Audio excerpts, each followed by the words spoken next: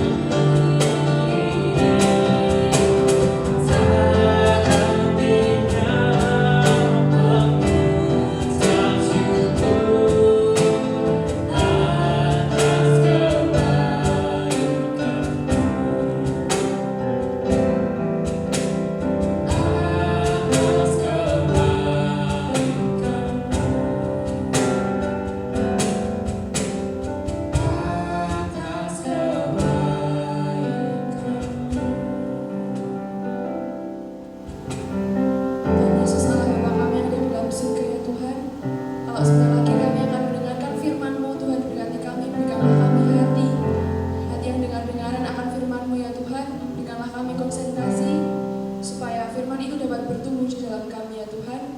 Dalam nama Tuhan Yesus kami telah berdoa dan mengucap syukur. Haleluya. Amin.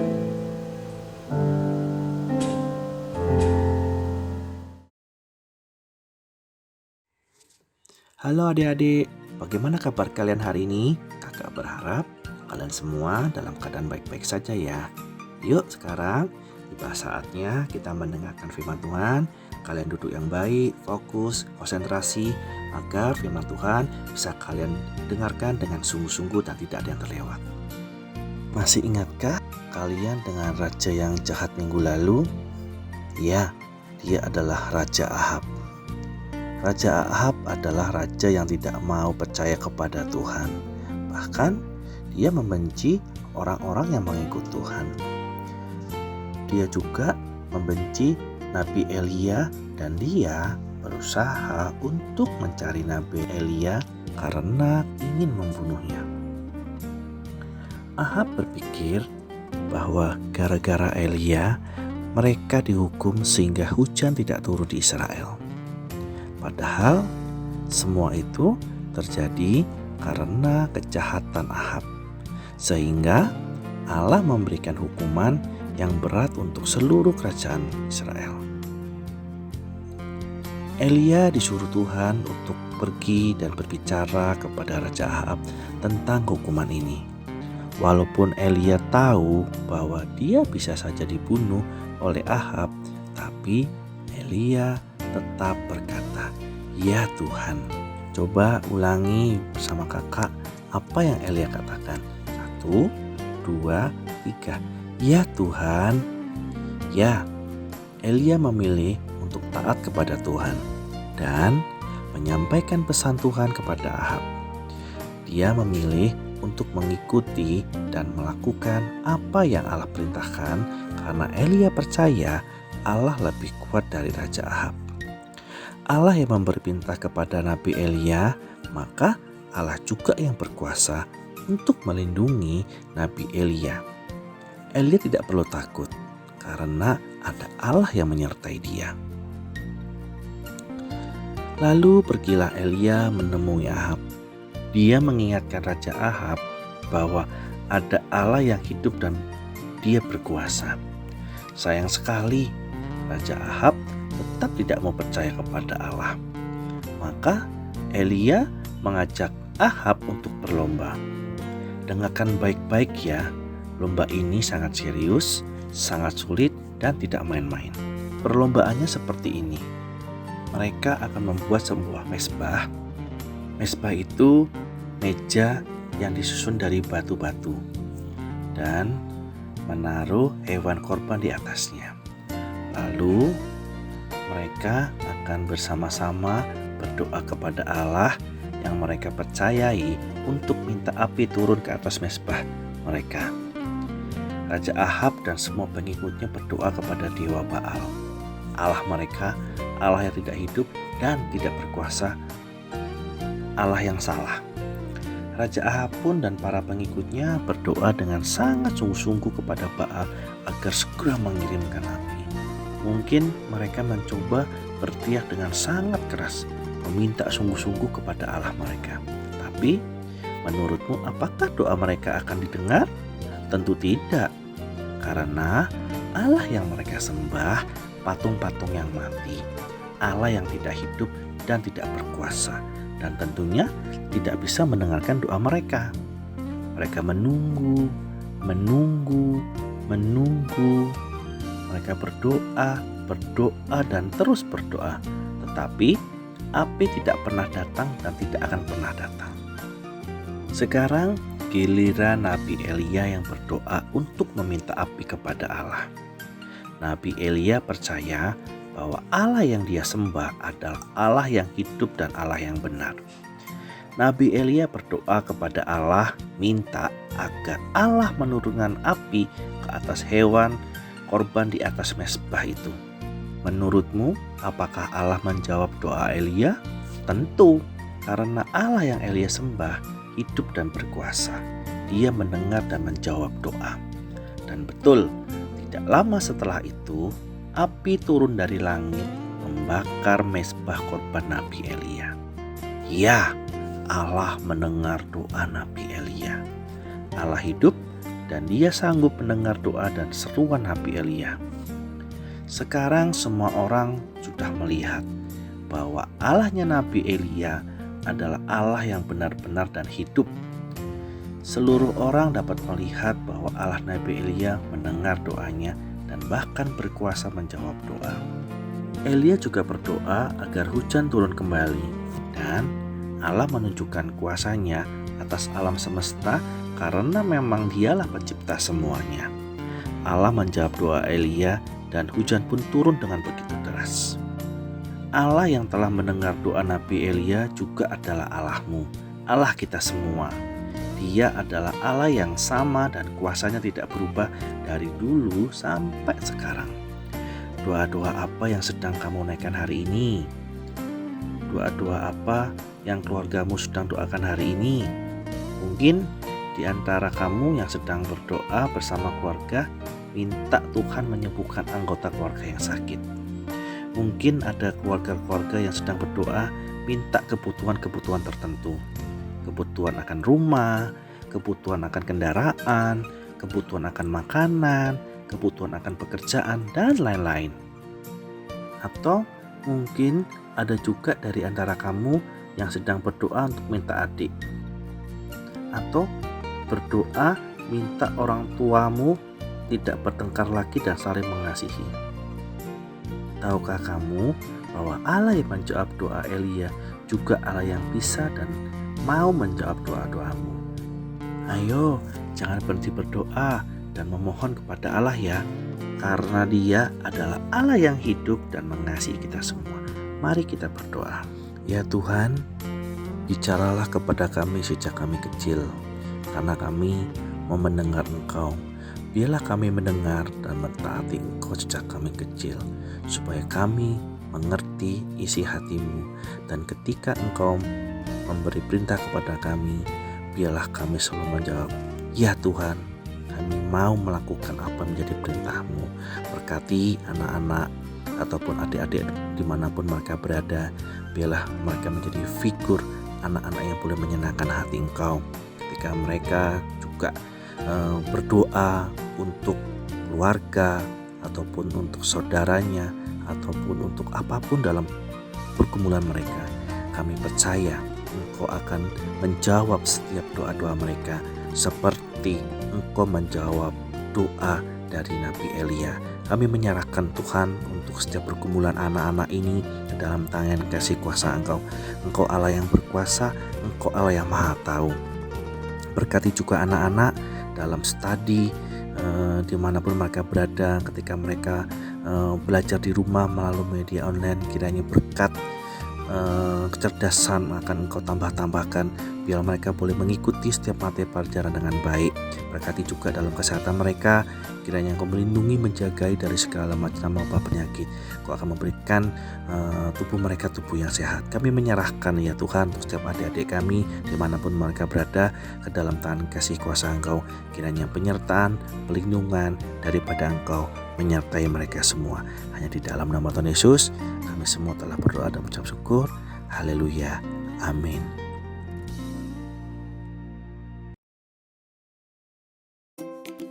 Shalom teman-teman, saatnya SPA. Ayat SPA hari ini diambil dari 1 Samuel 3 ayat 10. Kita baca bersama-sama ya. 1 Samuel 3 ayat 10. Bicaralah Tuhan, sebab aku mendengar. 1 Samuel 3 ayat 10. Bicaralah Tuhan, sebab aku mendengar.